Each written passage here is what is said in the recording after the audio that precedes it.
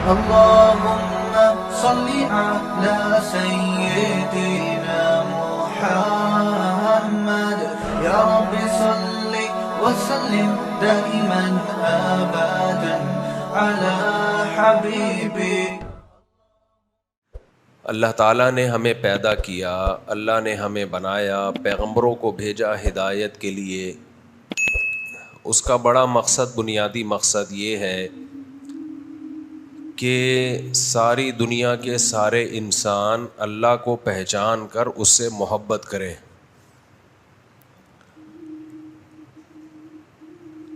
یہ بنیادی مقصد ہے اللہ کا اس کائنات کو تخلیق کرنے سے. میری اور آپ کی زندگی اگر اس ہدف کے علاوہ، بھائی ادھر توجہ بیان کی طرف، فہد بھائی خاص طور پہ آپ کے اسٹائل چینج نہیں ہو رہے ابھی. تو یہ انسان کی پیدائش کا بنیادی مقصد ہے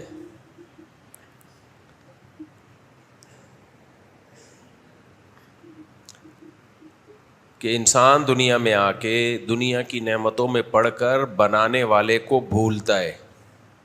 جس نے بنایا ہے اس کو یاد نہیں رکھتا، نہ اس سے محبت کرتا ہے، نہ اس کے احکامات کو فالو کرتا ہے، اپنے آپ کو اس کے حوالے نہیں کرتا. اس کی وجہ سے اپنا بھی نقصان کرتا ہے اور دوسروں کا بھی نقصان کرتا ہے.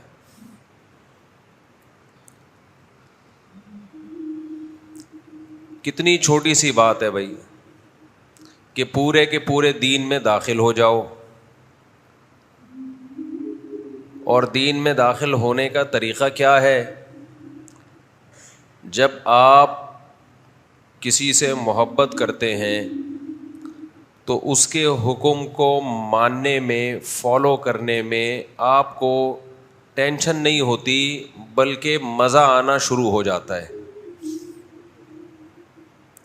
بشرطے کہ اس سے محبت ہو. اب مسئلہ یہ ہے کہ اللہ نے جو احکام دیے، ان احکام میں سے ہم صرف اسلام کے ان حکموں کو فالو کر رہے ہیں جو ہمارے کلچر کا حصہ بن چکے ہیں. جہاں کلچر نہیں ہے تو وہاں اسلام بھی نہیں ہے. اتنا ہی فالو کیا جا رہا ہے جتنا کلچر آپ کو پرمیشن دیتا ہے. یہ والا چلے گا نہیں اللہ کے ہاں. یہ تو کوئی غیر مسلم ہوگا نا، وہ بھی کلچر کی وجہ سے اتنے اسلام کو فالو کر لیتا ہے جتنا مسلمان کر رہے ہیں. غیر مسلم کیوں ہیں؟ کلچر کی وجہ سے. وہ اپنے کلچر کو چھوڑنے کے لیے تیار نہیں ہے. تو میں اور آپ بھی اگر اپنے ماحول کو، اپنے کلچر کو چھوڑنے کے لیے تیار نہ ہوں تو پھر ہم میں اور غیر مسلم میں فرق کیا رہ گیا؟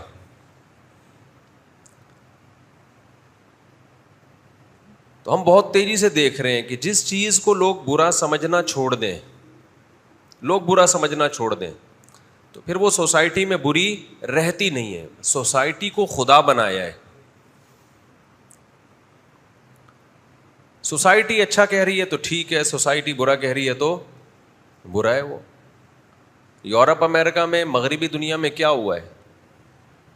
وہاں سوسائٹی ہی کو تو خدا بنایا ان لوگوں نے. کلچر جس چیز کی پرمیشن دیتا ہے ٹھیک ہے. یورپ کے بعض کنٹریز ایسے ہیں جہاں پردے کو برا نہیں سمجھا جاتا. وہ دلیل یہ دیتے ہیں کہ یہ بھی ایک کلچر ہے، ایز اے کلچر ہم اس کو بھی ایکسیپٹ کریں گے. اگر کوئی عورت پردہ کرنا چاہے ٹھیک ہے، نہ کرنا چاہے تو بھی ٹھیک ہے. تو کلچر ہی ہو گیا نا پھر وہ. اللہ تعالیٰ الحمد سے لے کے والناس تک کتنی نعمتیں اپنی بیان کر رہے ہیں،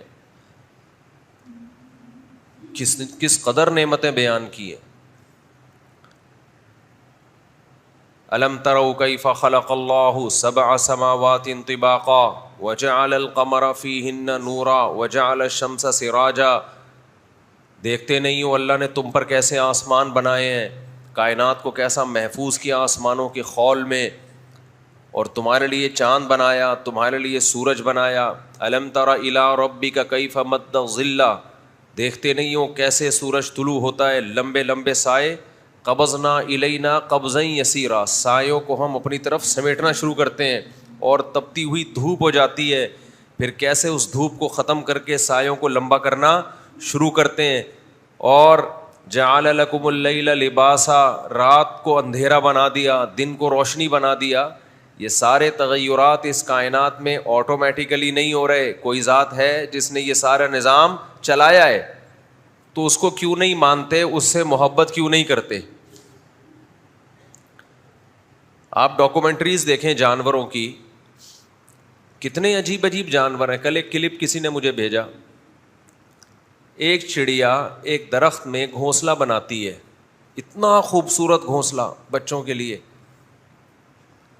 اور سیکیورٹی کا ڈیفنس کا انتظام کیسا کر رہی ہے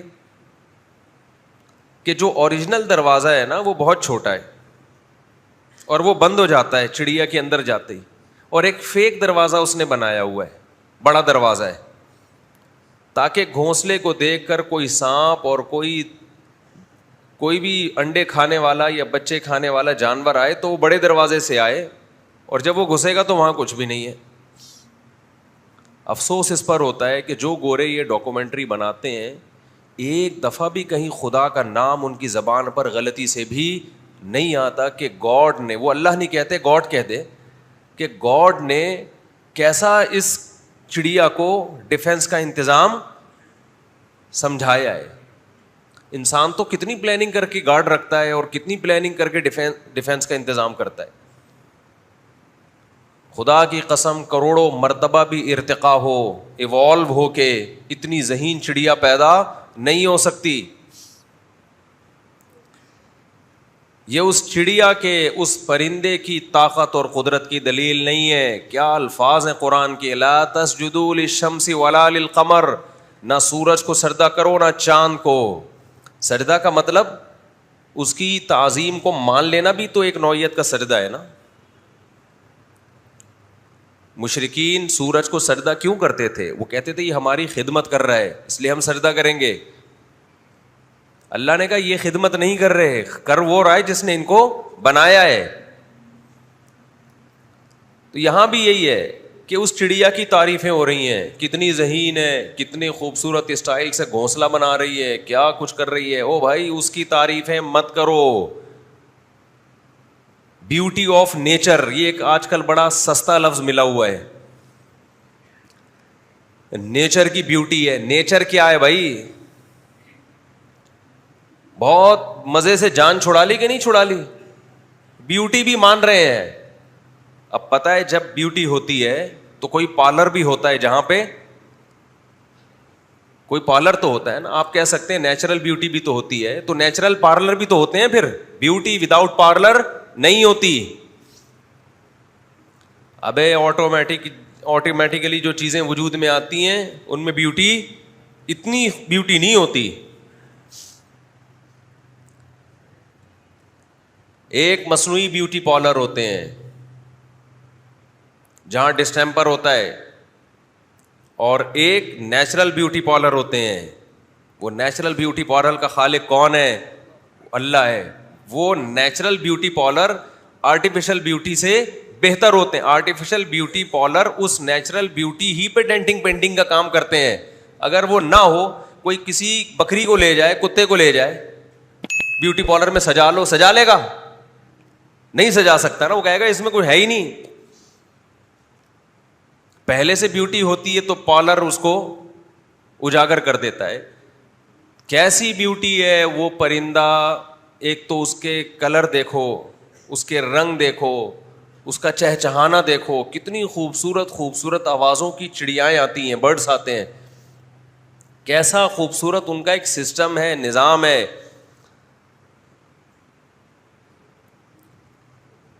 تو بھائی یہ تیاری کیسے ہو گئی؟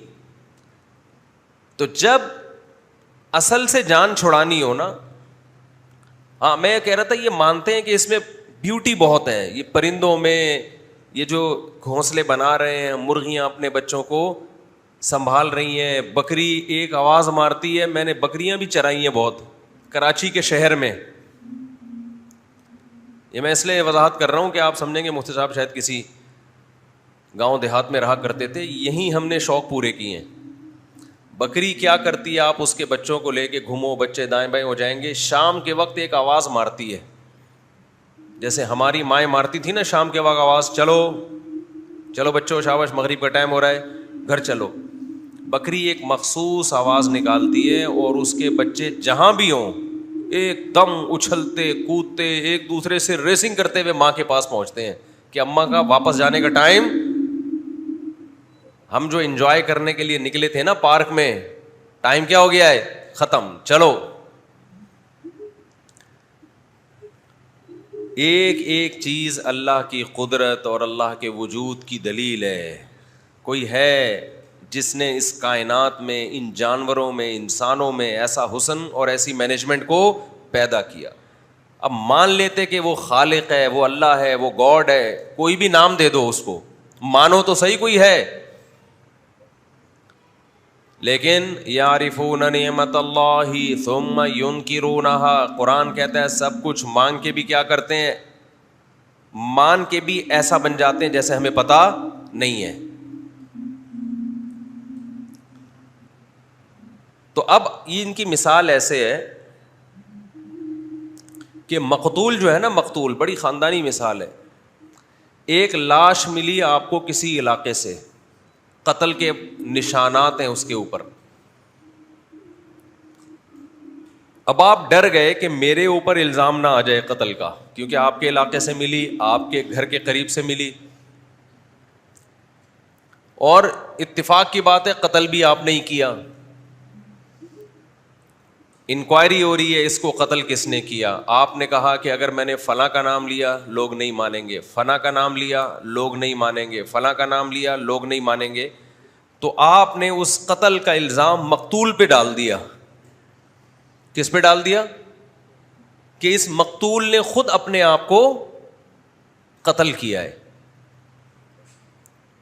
جبکہ خودکشی کے کوئی آثار وہاں موجود نہ ہوں.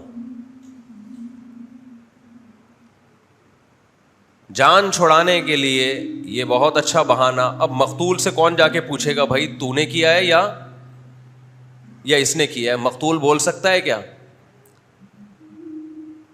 تو ملحد لوگوں نے جو خدا کے منکر ہیں انہوں نے کیا کیا, اس کائنات میں جب بیوٹی دیکھی,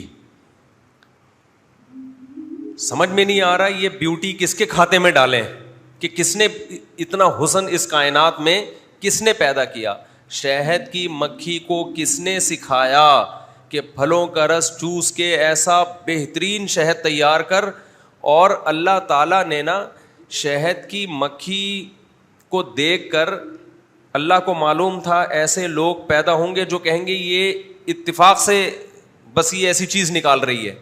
تو اللہ نے اس الزام کو دور کرنے کے لیے پورا ایک شہد کی مکھی کو ایک خاندان دیا, ایک ملکہ مکھی, مزدور مکھیاں, پورا ایک سیٹ اپ ہے, مینجمنٹ ہے, پوری ایک کمپنی ہے جس میں مینیجر بھی ہے, ملازمین بھی ہیں, لیٹ آنے والے کی سزا بھی ہے, اور جو زیادہ گروتھ ریشو بڑھ رہا ہے تو اس کو کنٹرول کرنے کا نر جب شہد کی مکھی میں بڑھتے ہیں نا ان کو قتل کرنے کا انتظام ہے.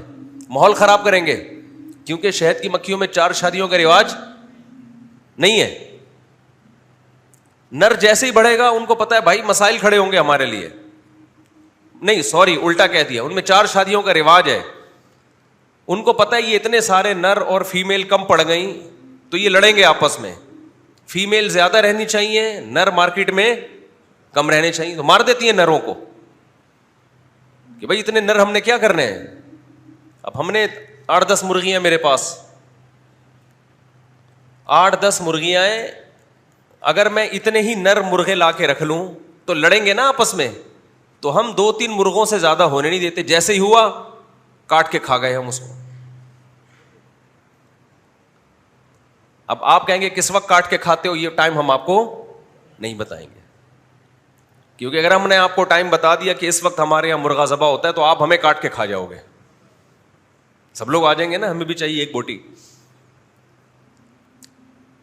تو مرغے جب زیادہ ہوں گے تو ہم کیا کر دیں گے, باقی مرغوں کو کاٹ کے کھا جائیں گے. کس وقت کاٹیں گے وہ ٹائم نہیں میں بتانا چاہتا, یہاں سے بات شروع ہوئی تھی, کیونکہ اگر بتا دیا تو پھر آپ ہمیں کاٹ کے کھا جاؤ گے کہ صاحب ہمیں کیوں نہیں کھلایا آپ نے. ہمارے ایک دوست تھے, بعض لوگ بڑے گھننے ٹائپ کے سے ہوتے ہیں, بڑے اچھے دوست تھے, وہ سمجھ نہ جائے کہ ان کی بات ہو رہی ہے. ان کو میں اپنا پنجرا دکھا رہا تھا نا, مولانا صاحب تھے, وہ ہمارے بڑے پیارے دوست ہیں, بہت پرانی دوستی 15-20 سال کی. آئے دیکھ رہے تو بیٹھ کے کہنے لگے اگر یہ والا آپ کاٹ کے ہمیں کھلا دیں, سیریسلی کہہ رہے تھے, یہ والا اگر آج دعوت ہو جائے. میں نے کہا بیٹھیں, ٹھیک تشریف رکھیں, ٹھیک, بہت اچھا لگا آپ ہمارے یہاں تشریف لائے. میں نے کہا بھائی ایک دودھ پتی ذرا کڑک سی ان کو بنا کے پلاؤ, اور کھانا بھی آپ ہمارے ساتھ کھائیے گا. میں نے کہا بھی ایک ذرا بریانی لے آؤ ان کے لیے, ان کی توجہ وہاں سے ہٹانے کے لیے, ان کی توجہ وہاں سے ہٹانے. تو میں نے کہا یار اسٹائل دیکھو یار, اتنی محنت سے مرغا پالا ہے بھائی, ہے بھائی بریڈنگ کے لیے, اور دل آیا تو اسی مرغے پہ آیا ہے, اور کتنے آرام سے کہہ رہے ہیں اس کو کاٹ کے ہمیں کھلا دو. تو خیر, تو شہد کی مکھی کیا کرتی ہے, نر جب زیادہ ہونا شروع ہوتے ہیں تو ٹارگٹ کلنگ کا کام شروع ہو جاتا ہے. یہ سب اس کی علامت ہے بھائی, یہ آٹومیٹیکلی خود بخود نہیں ہو سکتا. شہد کی مکھی میں یہ بیوٹی, یہ کسی بیوٹی پارلر میں یہ بیوٹی ملی ہے اس کو, وہ پارلر. اچھا میں جو عرض کر رہا تھا نا, اب مقتول کا قاتل مل نہیں رہا تو مقتول پہ الزام ڈال دیا کہ اسی نے مارا ہے اپنے آپ کو, تو جان چھوٹ جائے گی نا آرام سے, کیس کی نوعیت چینج ہو جائے گی. تو سائنسدانوں کو جو خدا کے منکر سائنسدان ہیں, سارے خدا کے منکر نہیں ہیں, یہ جو ہمارا لبرل طبقہ ہے, ان کو جب کائنات کے اس حسن کا خالق نظر نہیں آیا تو انہوں نے اس حسن کا کریٹر اسی کائنات کو قرار دے دیا کہ اس نے خود اپنے آپ کو ایسا بنایا ہے, حالانکہ جب بنا رہے تھے یہ اس وقت ان کا وجود ہی نہیں تھا. کیسے بنا لیا؟ ہم تو کہتے ہیں انہوں نے اپنے آپ کو پیدا جب خود نہیں کیا تو اپنے آپ کو ایسا بنا کیسے لیا انہوں نے؟ تو اپنے آپ کو یہ بیوٹی ان کی اپنی پیدا کردہ ہے, اس کا نام انہوں نے دیا نیچر. نیچر نے ایسا کیا ہے, نیچر نے ایسا کیا ہے. بھائی نیچر تو خود مخلوق ہے, وہ خالق تھوڑی ہے. نیچر کا کوئی کریٹر ہے, نیچر خود یہ سب کچھ نہیں کر سکتی. کوئی ہے جس نے پرندے کو سکھایا ہے کہ چھوٹا دروازہ جو سچی مچی والا ہے وہ کوئی اور ہے, اور سانپ اور بچھو کو دھوکہ دینے کے لیے بڑا دروازہ کوئی اور ہے. اور آگے چلتے ہیں, مگر یہ سب انہوں نے خود اپنے آپ کو ایوالو کر کے یہاں تک پہنچے ہیں. بڑے بڑے سوالات ہوتے ہیں. آپ سمندر میں مچھلیوں کو دیکھیں, کچھ مچھلیاں ایسی ہیں جو بہت سست ہیں.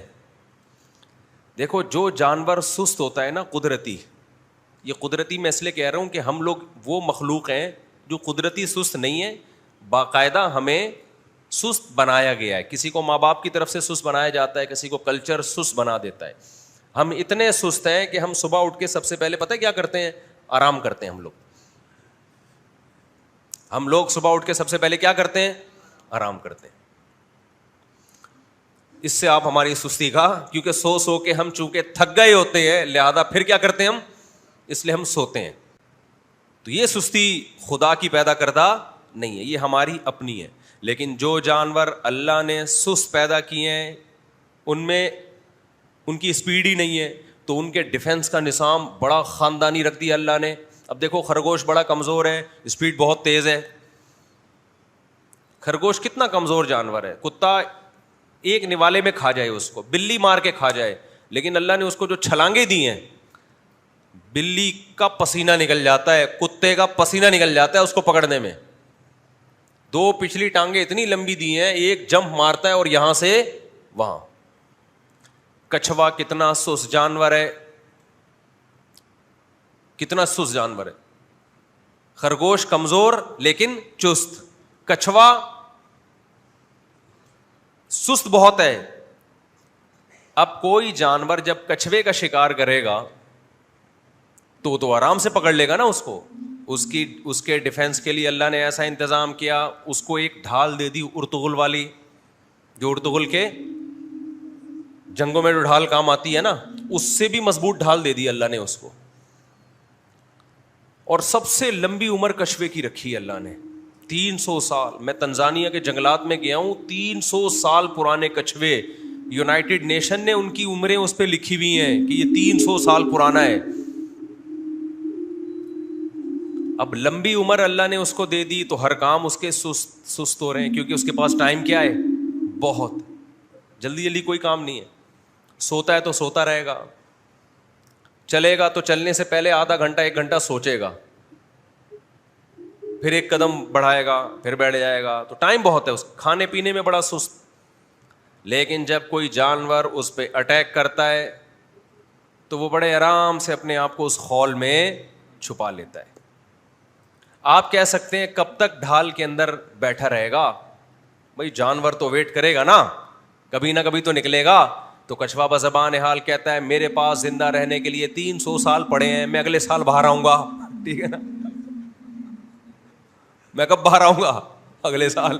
شیر بولتا ہے یار میرے پاس تو اتنی لمبی عمر نہیں ہے, میں اگر 1 ہفتہ اسی کے انتظار میں بیٹھا رہا میں تو ویسے ہی بھوکا مر جاؤں گا. کیا خیال ہے بھائی؟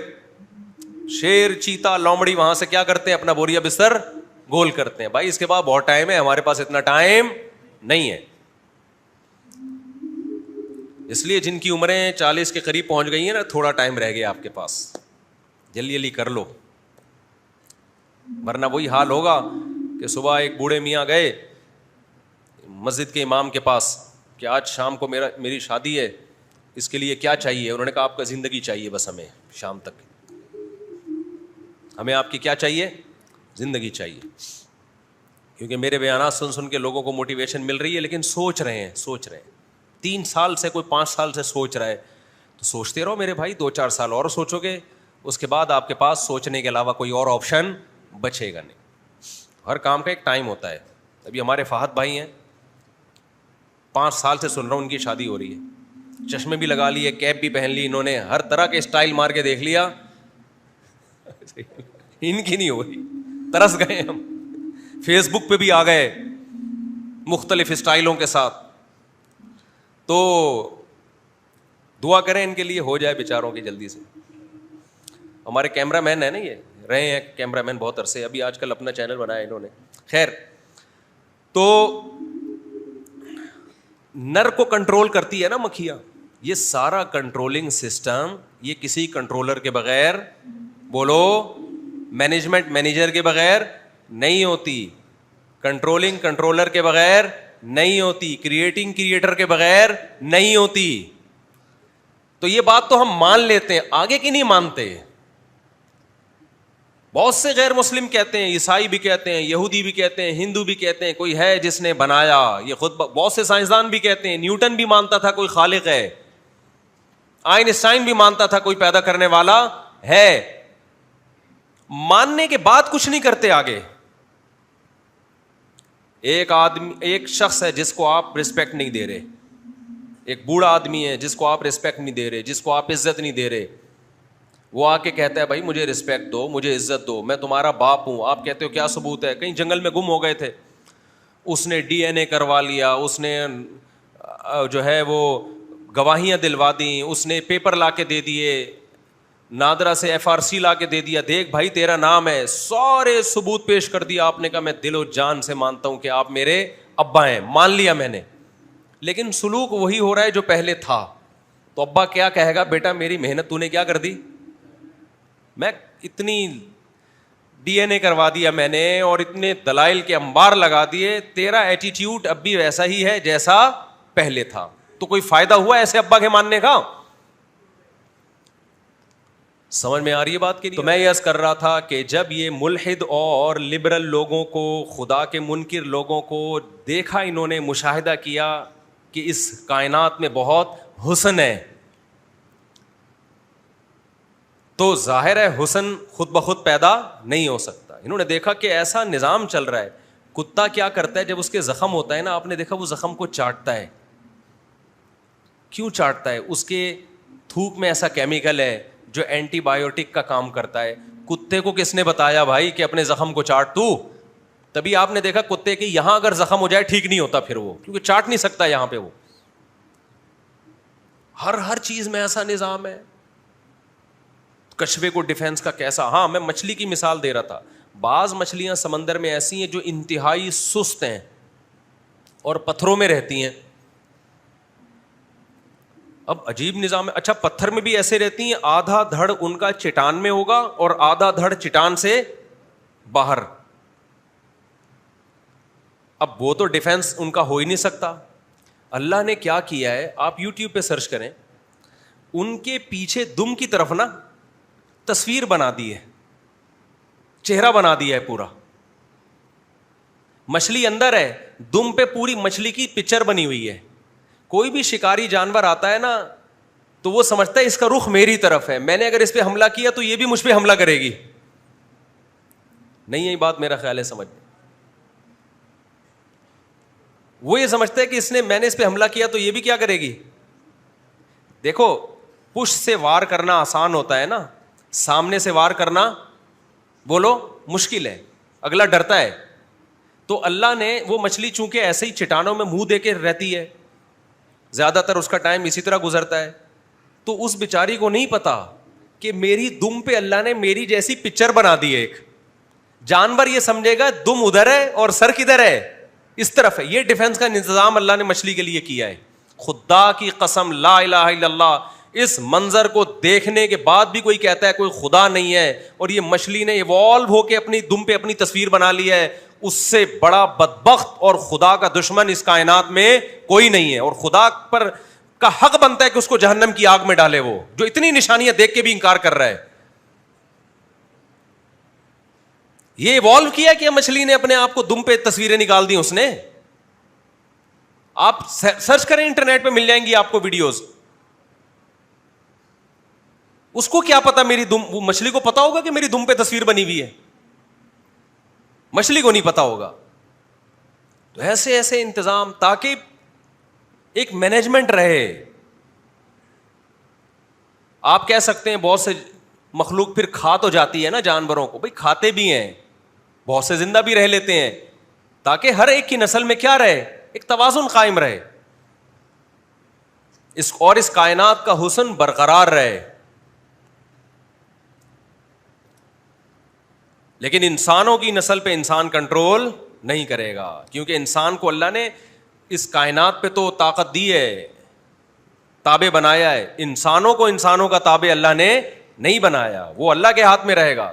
یہاں آپ کہیں کہ اچھا وہاں کنٹرول تو ہم یہاں بھی ہم کنٹرول کر سکتے ہیں, یہ غلط ہو جائے گا. پھر اس پہ میں 20 دفعہ بیان کر چکا ہوں, ابھی یہ ٹاپک نہیں ہے. تو میرے بھائی یعرفون نعمت اللہ ثم ینکرونها, اللہ کہتے ہیں اللہ کی نعمتوں کو مانتے بھی ہو, اس کے بعد بھی کیا بن جاتے ہو, ایسے شو کرتے ہو جیسے ہمیں کچھ پتا نہیں ہے. ینکرون, انکار کا مطلب کسی چیز کو اچھمبا سمجھنا, ایسے بن جاتے ہو جیسے تمہیں کچھ پتا ہی نہیں ہے.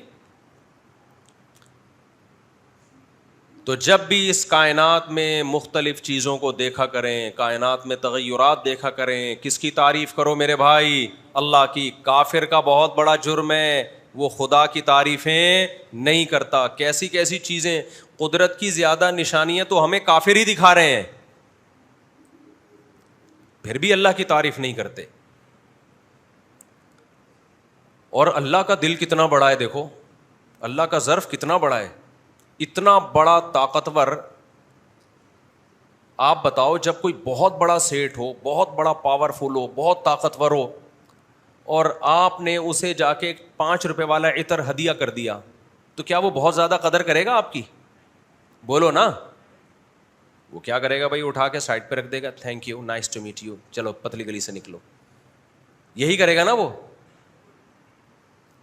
لیکن کمال کی بات ہے کہ اللہ اتنا پاورفل, ایسی کائنات میں اس نے رنگ بھر دی. ایک مچھر کی اتنی سی کھوپڑی میں 100 سے زیادہ آنکھیں ہیں, سمجھ رہے ہو, 100 سے زیادہ آنکھیں. ایڈجسٹ کیسے کی ہیں. اور اس کا جو خون چوسنے کا سیٹ اپ ہے ایسا ہے کہ آپ مچھر پہ دیوانے ہو جاؤ. کیا ڈاکٹر سرنج سے نکالتا ہوگا کسی کا خون ٹیسٹ کرنے کے لیے, جو مچھر نکالتا ہے, پورا سیٹ اپ ہے اس کا. پہلے کیمیکل چھوڑ کے اس جگہ کو سن کرے گا. اتنا نظام, اتنے سے مچھر کی کھوپڑی میں ایسے سافٹ ویئر انسٹال ہو گئے بھائی. دودھ کو دیکھ لو, انار کو دیکھ لو, انظروا الی ثمرہ اذا اثمر, اللہ کہتے ہیں ذرا دیکھو تو صحیح اس کے پھل کو, کیسا خوش ذائقہ. پیدا کہاں سے ہو رہا ہے؟ مٹی, پانی اور گوبر کے ملاپ سے. کافر بس آپ کو رپورٹیں پیش کرتا رہے گا کہ انار میں اتنا زنک ہے, اتنا آئرن ہے, اتنا وائٹامن سی ہے, اور اتنا یہ ہے اور اتنا وہ ہے. رپورٹیں پیش کرنے کے علاوہ آگے نہیں بڑھے گا وہ. چونکہ یہ خدا کو مانتے نہیں ہیں, آخرت کا حساب نہیں ہے, تبھی رپورٹیں پیش کرنے کے بعد بھی یہ انسانیت کے لیے بڑے بے رحم ہوتے ہیں. یقین نہ آئے تو دیکھ لو نا فلسطین میں کیا ہو رہا ہے. کہاں گئے وہ لوگ جو ہر وقت کہتے ہیں گورے بہت اچھے, ایٹیٹیوڈ. کل ایک ہمارے دوست لندن سے بھرے ہوئے, ان کا فون آیا نا, آڈیو بھیجی انہوں نے, مفتی صاحب آپ کے بیان میں آپ نے بہت عجیب بات کہی ہے, آپ نے کہا یہ گورے تھینک یو, تو یہ جو ہے فلسطین میں جو ظلم ہو رہا ہے یہ تھوڑی کر رہے ہیں, یہ تو بڑے بڑے ملک مل کے کر رہے ہیں, تو یہ تھینک یو, یہ تو ہے نا, ہماری حالت دیکھیں, ان کی حالت دیکھیں. مجھے آ گیا غصہ. میں نے کہا میں مانتا ہوں اخلاق تھینک یو بھی اچھی چیز ہے. پورا یورپ امریکہ متحد ہے یا نہیں اس وقت فلسطینیوں کے خلاف؟ ساری دنیا مانتی ہے ناجائز قبضہ کس کا ہے؟ اسرائیل کا. ساری دنیا مانتی ہے. کیوں سپورٹ کر رہے ہو بھائی؟ ایسے تھینک یو کا ہمیں کیا کرنا ہے؟ وہاں کی عوام کیوں نہیں اپنے حکمرانوں کے خلاف احتجاج کرتی؟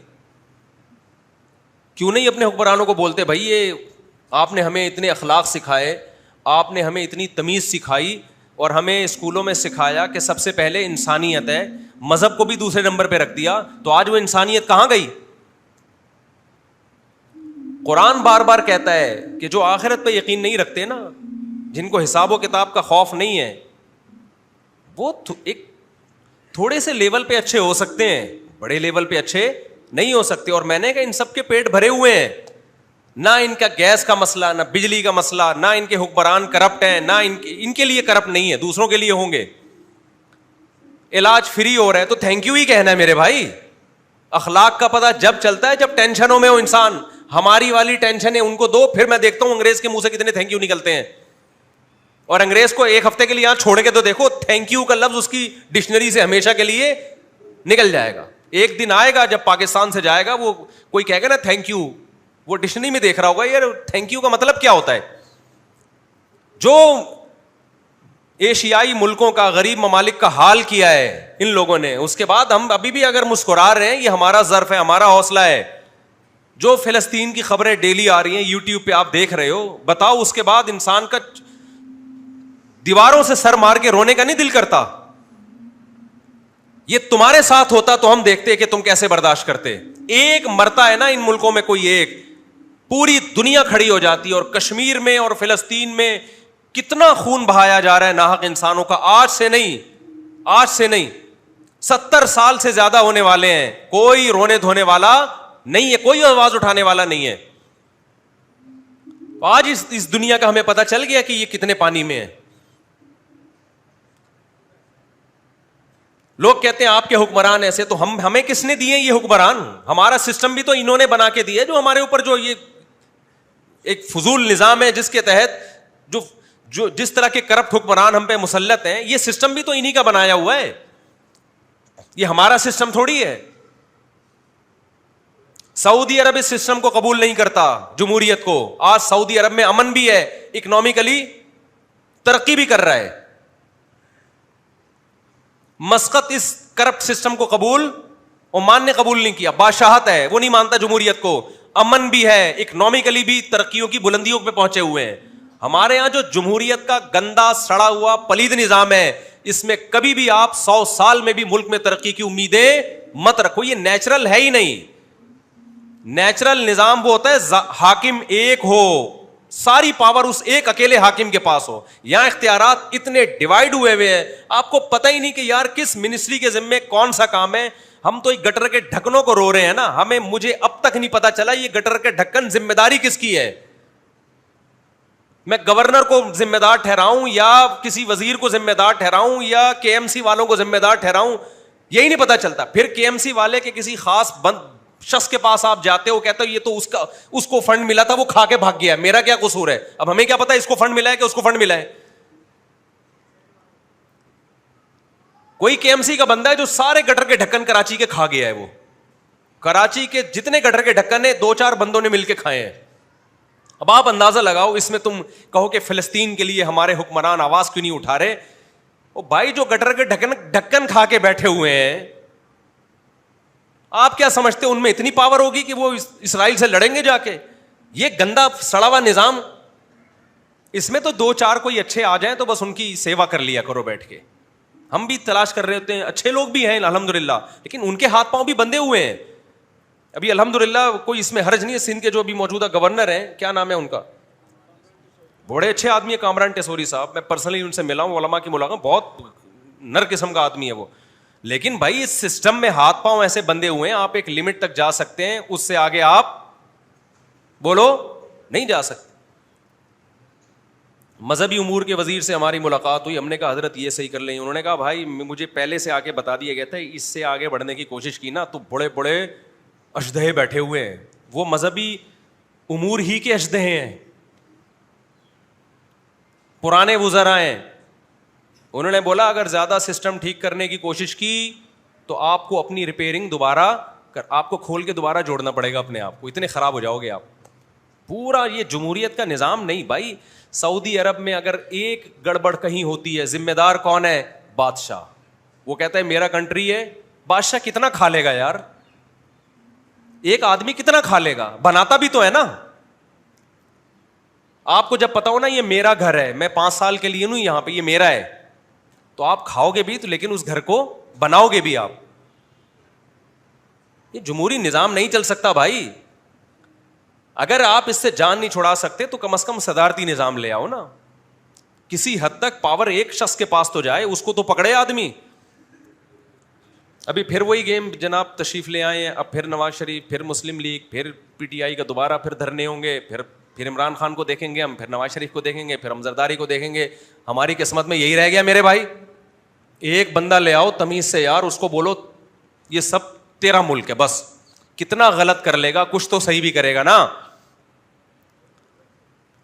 بے شک وہ عامر ہو, ڈنڈے کے زور پہ آ جائے یار.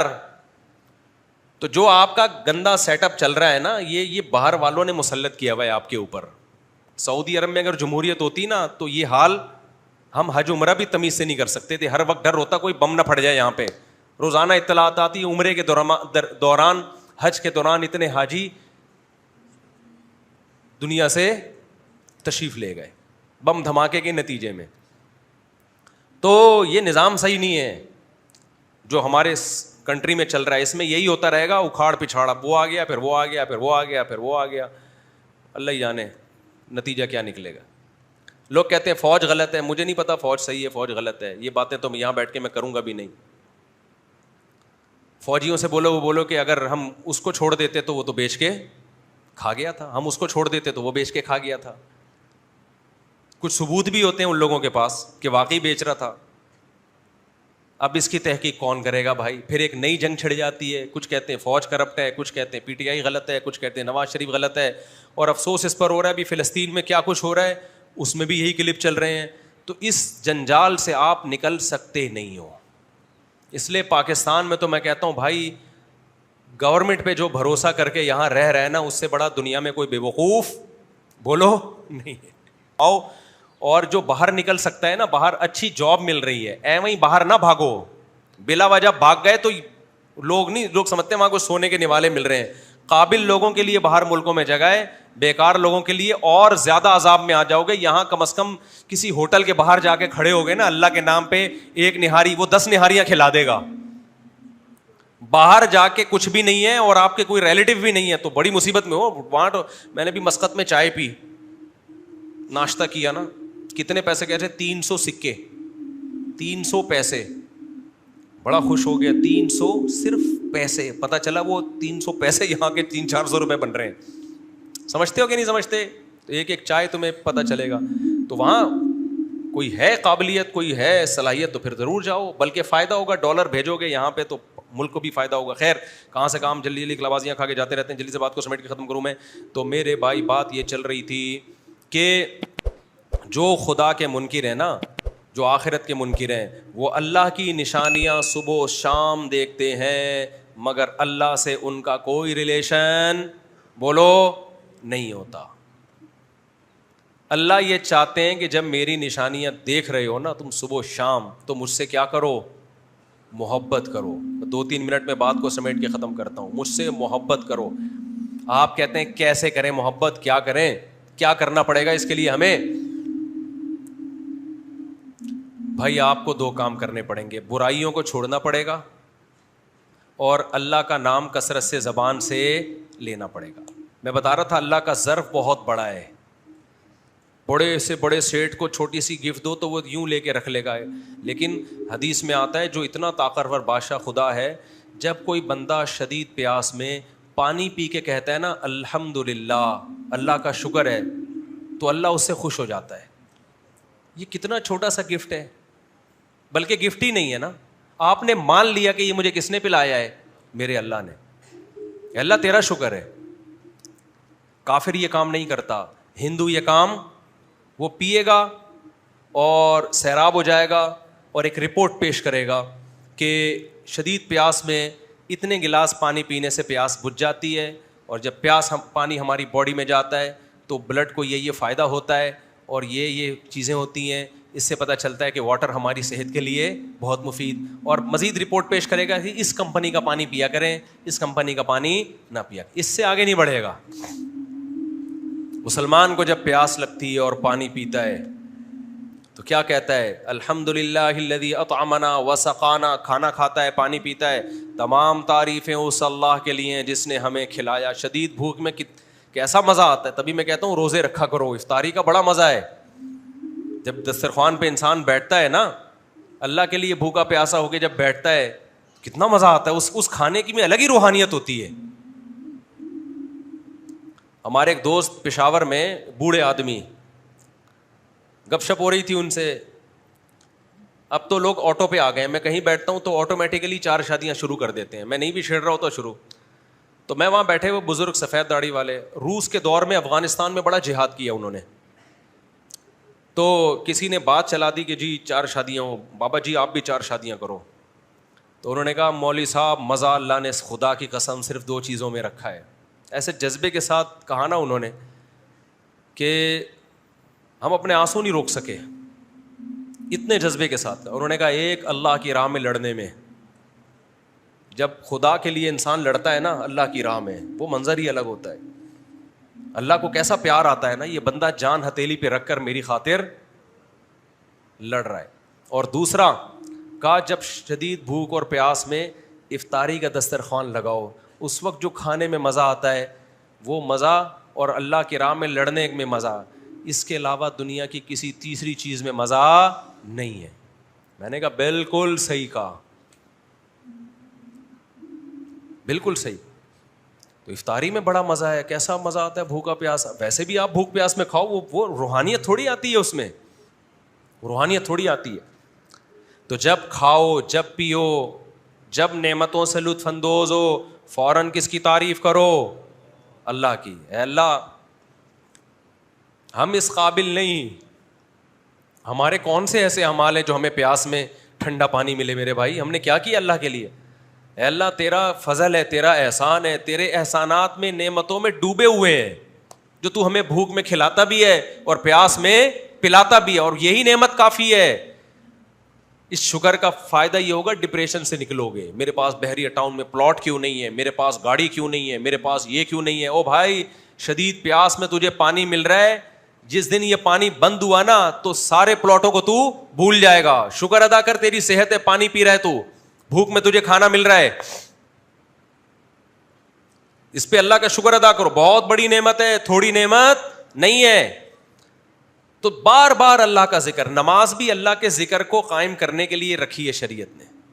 اللہ کو پتہ ہی ہے ویسے تو میرا نام لیں گے نہیں, کم بخت, ہر وقت دکان میں, پان میں, گٹکوں میں اور باتوں میں لگے رہیں گے کہ پی ٹی آئی نے یہ کر دیا, عمران خان جیل میں یہ کر رہا ہے, تو نواز شریف دوبارہ آ گیا تو اب یہ ہوگا. یہ ہر وقت اسی میں لگے رہیں گے. مجھے نہیں کوئی خوشی عمران خان جیل میں، اللہ کرے نکل جائے بھائی، اور یہ بھی ہے کہ اللہ کرے نواز شریف آگے میں بریک لگ، ہو سکتا ہے اس کا مطلب وہ دوبارہ وزیر اعظم بن جائے، میں یہ کہنا چاہ رہا ہوں. یہ بھی ہو سکتا ہے کہ میں یہ چاہ رہا ہوں کہ واپس چلا جائے، یہ بھی ہو سکتا ہے، کچھ بھی ہو سکتا ہے. لیکن میں ایک بات مانتا ہوں بھائی، نواز شریف آ جائے یا عمران خان آ جائے، جو بھی آئے پاور میں، پاورفل آدمی آئے، ایک طاقتور آدمی آئے تو، اور جو بھی آئے نا اس سے اتنی نفرت نہ کرو جتنی ہم کر رہے ہیں.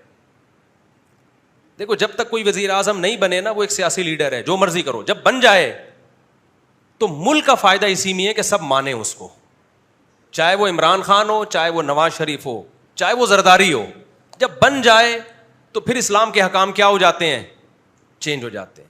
کیونکہ اگر ملک کے حکمران سے آپ کو لگاؤ نہیں ہوگا، میں نے عربوں میں دیکھا ہے جتنے مرضیوں، کوئی اپنے بادشاہ کے خلاف ایک لفظ استعمال نہیں کرتا. جو غلط پالیسیاں بادشاہ کی ہوتی ہیں، علماء بادشاہوں سے بند کمرے میں ملتے ہیں، محبت سے ان کو سمجھاتے ہیں، اس سے خیر پیدا ہوتی ہے.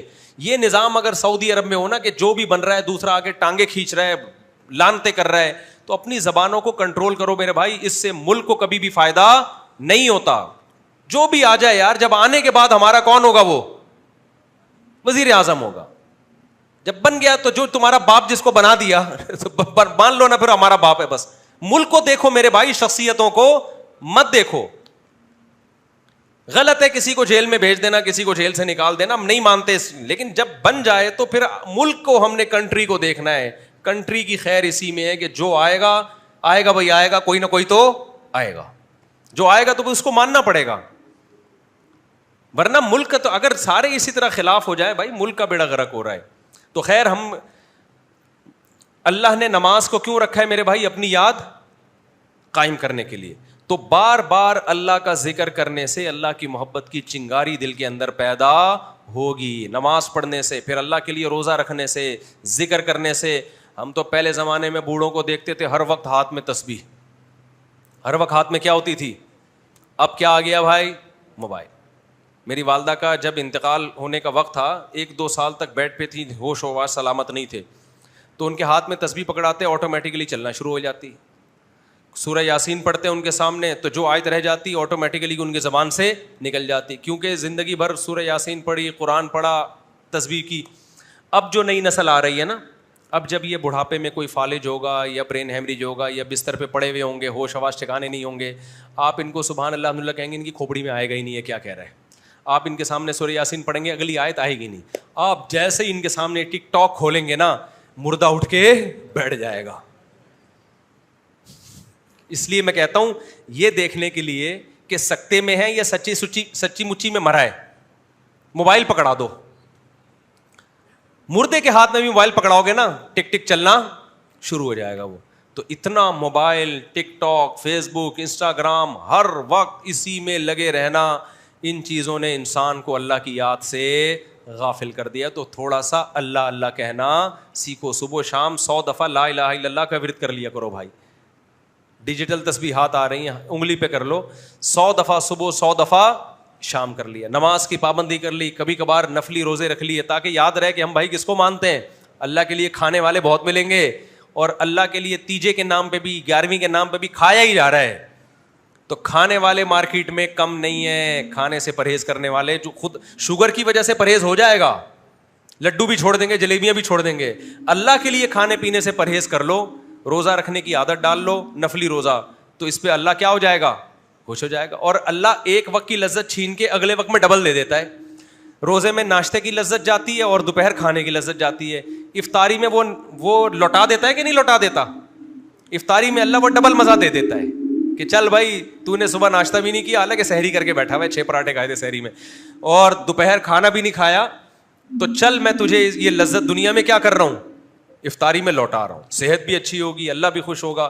تو کچھ اللہ کا گھروں میں ماحول بناؤ. ہم کافر نہیں ہیں میرے بھائی کہ بس چیزوں پہ رپورٹیں پیش کر کے متاثر ہوتے رہیں. ہم سب سے پہلے جو رپورٹ پیش کرتے ہیں وہ کیا ہے؟ وہ جو قرآن نے پیش کی ہے. یہ نعمتیں بنی نہیں ہیں، بنائی ہیں کس نے؟ اللہ نے، اور وہ تمہارا محسن ہے، اس کا تمہیں شکر ادا کرنا پڑے گا. اللہ تعالیٰ سمجھنے کی عمل کی توفیق عطا فرمائے.